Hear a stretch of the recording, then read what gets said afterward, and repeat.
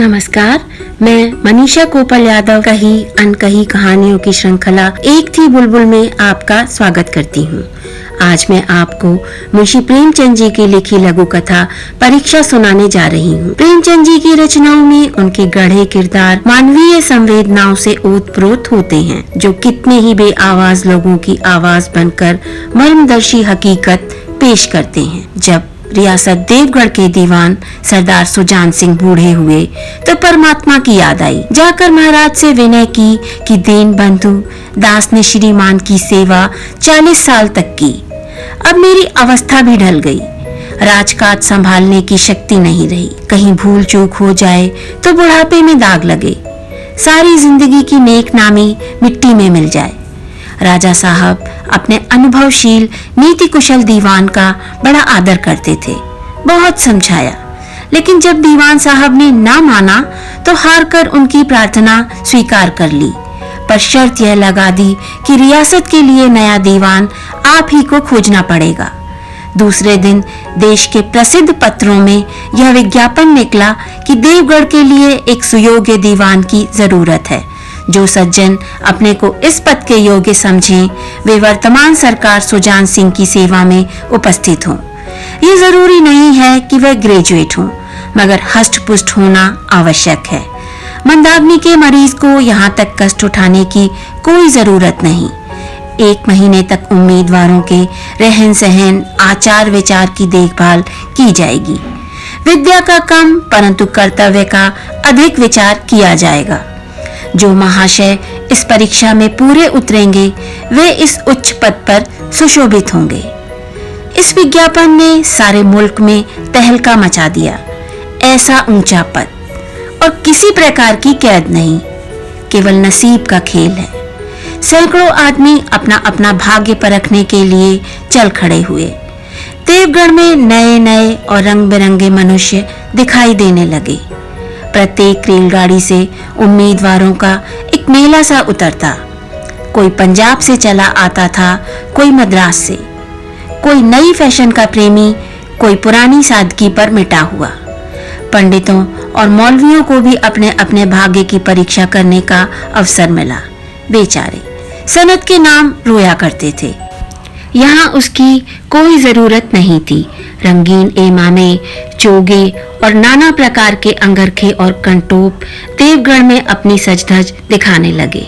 लेकिन सबसे विशेष संख्या ग्रेजुएटों की थी, क्योंकि सनत की कैद न होने पर भी सनत से पर्दा तो ढका रहता है।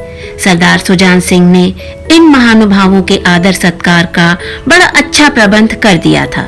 लोग अपने अपने कमरों में बैठे हुए रोजेदार मुसलमानों की तरह महीने के दिन गिना करते थे। हर एक मनुष्य अपने जीवन को अपनी बुद्धि के अनुसार अच्छे रूप में दिखाने की कोशिश करता था। मिस्टर आ 9 बजे दिन तक सोया करते थे। आजकल वे बगीचे में टहलते हुए उषा का दर्शन करते थे।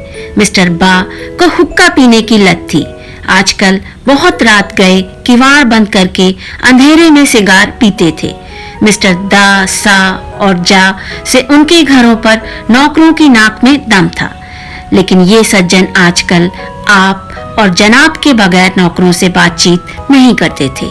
महाशय का नास्तिक थे, हक्सले के उपासक, मगर आजकल उनकी धर्मनिष्ठा देखकर मंदिर के पुजारी को पच्युत हो जाने की शंका लगी रहती थी। मिस्टर ला को किताब से घृणा थी, परंतु आजकल वे बड़े बड़े ग्रंथ देखने पढ़ने में डूबे रहते थे। जिससे बात कीजिए वह नम्रता और सदाचार का देवता बना मालूम देता था। शर्मा जी खड़ी रात से ही वेद मंत्रा पढ़ने में लगते थे और मौलवी साहब को नवाज और तलावत के सिवा और कोई काम ना था। लोग समझते थे कि 1 महीने का झंझट है, किसी तरह काट ले। कहीं कार्य सिद्ध हो गया तो कौन पूछता है। लेकिन मनुष्यों का वह बूढ़ा जौहरी आड़ में बैठा हुआ देख रहा था कि इन बगुलों में हंस कहाँ छिपा हुआ है। एक दिन नए फैशन वालों को सूझी कि आपस में हॉकी का खेल हो जाए। यह प्रस्ताव हॉकी के मजे हुए खिलाड़ियों ने पेश किया। यह भी तो आखिर एक विद्या है, इसे क्यों छिपा रखें। संभव है कुछ हाथों की सफाई ही काम कर जाए। चलिए, तय हो गया। फील्ड बन गई, खेल शुरू हो गया। और गेंद किसी दफ्तर के अप्रेंटिस की तरह ठोकरे खाने लगा। रियासत देवगढ़ में यह खेल बिल्कुल निराली बात थी। पढ़े लिखे भले मानुस लोग शतरंज और ताश जैसे गंभीर खेल खेलते थे। दौड़ कूद के खेल बच्चों के खेल समझे जाते थे। खेल बड़े उत्साह से जारी था। धावे के लोग जब गेंद को लेकर तेजी से उड़ते तो ऐसा जान पड़ता था कि कोई लहर बढ़ती चली आती है, लेकिन दूसरी ओर के खिलाड़ी इस बढ़ती हुई लहर को इस तरह रोक लेते थे कि मानो लोहे की दीवार है। संध्या तक यही धूमधाम रही। लोग पसीने से तर हो गए। खून की गर्मी आंख और चेहरे से झलक रही थी। हांफते हांफते बेदम हो गए, लेकिन हार जीत का निर्णय ना हो सका। अंधेरा हो गया था। इस मैदान से जरा दूर हटकर एक नाला था। उस पर कोई पुल न था। पथिकों को नाले में से चलकर आना पड़ता था। खेल अभी बंद ही हुआ था और खिलाड़ी लोग बैठे दम ले रहे थे कि एक किसान अनाज से भरी हुई गाड़ी लिए हुए उस नाले में आया। लेकिन कुछ तो नाले में कीचड़ था और कुछ उसकी चढ़ाई इतनी ऊंची थी कि गाड़ी ऊपर न चढ़ सकी। वह कभी बैलों को ललकारता, कभी पहियों को हाथ से ढकेलता, लेकिन बोझ अधिक था और बैल कमजोर। गाड़ी ऊपर को न चढ़ती और चढ़ती भी तो कुछ दूर चढ़कर फिर खिसककर नीचे पहुंच जाती। किसान बार बार जोर लगाता और बार बार झुंझलाकर बैलों को मारता, लेकिन गाड़ी उभरने का नाम न लेती। बेचारा इधर उधर निराश होकर ताकता, मगर वहां कोई सहायक नजर न आता। गाड़ी को अकेले छोड़कर कहीं जा भी नहीं सकता। बड़ी आपत्ति में फंसा हुआ था। इसी बीच में खिलाड़ी हाथों में डंडे लिए घूमते घामते उधर से निकले। किसान ने उनकी तरफ सहमी हुई आंखों से देखा, परंतु किसी से मदद मांगने का साहस ना हुआ। खिलाड़ियों ने भी उसको देखा, मगर बंद आंखों से, जिनमें सहानुभूति ना थी। उनमें स्वार्थ था, मद था, मगर उदारता और वात्सल्य का नाम भी ना था। लेकिन उसी समूह में एक ऐसा मनुष्य था जिसके हृदय में दया थी और साहस था। आज हॉकी खेलते हुए उसके पैरों में चोट लग गई थी। लंगड़ाता हुआ धीरे धीरे चला आता था। अकस्मात उसकी निगाह गाड़ी पर पड़ी। ठिठक गया। उसे किसान की सूरत देखते ही सब बातें ज्ञात हो गईं। डंडा एक किनारे रख दिया, कोट उतार डाला और किसान के पास जाकर बोला, मैं तुम्हारी गाड़ी निकाल दूं? किसान ने देखा एक गठे हुए बदन का लंबा आदमी सामने खड़ा है। झुककर बोला, हुजूर, मैं आपसे कैसे कहूं? युवक ने कहा, मालूम होता है तुम यहाँ बड़ी देर से फंसे हो। अच्छा, तुम गाड़ी पर जाकर बैलों को साधो, मैं पहियों को ढकेलता हूँ, अभी गाड़ी ऊपर चढ़ जाती है। किसान गाड़ी पर जा बैठा।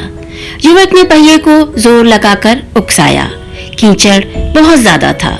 वह घुटने तक जमीन में गड़ गया, लेकिन हिम्मत न हारी। उसने फिर जोर किया। उधर किसान ने बैलों को ललकारा। बैलों को सहारा मिला। हिम्मत बंध गई। उन्होंने कंधे झुकाकर एक बार जोर किया तो गाड़ी नाले के ऊपर थी।